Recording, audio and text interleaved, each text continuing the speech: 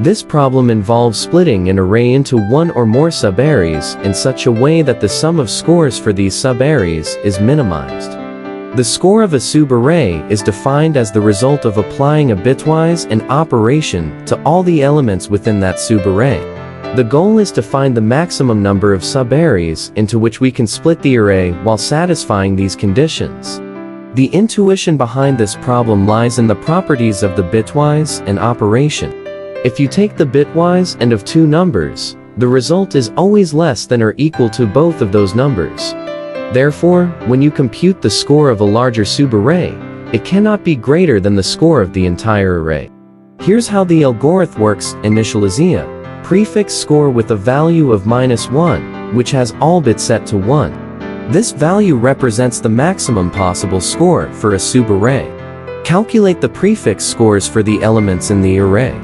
If the prefix score becomes 0 at any point, it means you can split the array at that position to create a subarray with a score of 0. Continue this process, splitting the array whenever a 0 score is encountered. Keep track of the number of splits. If the score of the entire array is positive, it means you cannot create subarrays with a score of 0. In this case, return at least one subarray the whole array. Return the maximum between 1 and the number of splits as the answer. This is because even if you can't split the array into subarrays with a score of 0, you can still have at least one subarray, which is the entire array. The algorithm is greedy because it tries to split the array as soon as a 0 score is encountered, which minimizes the overall score. The key insight is that the score of a subarray can never be greater than the score of the entire array.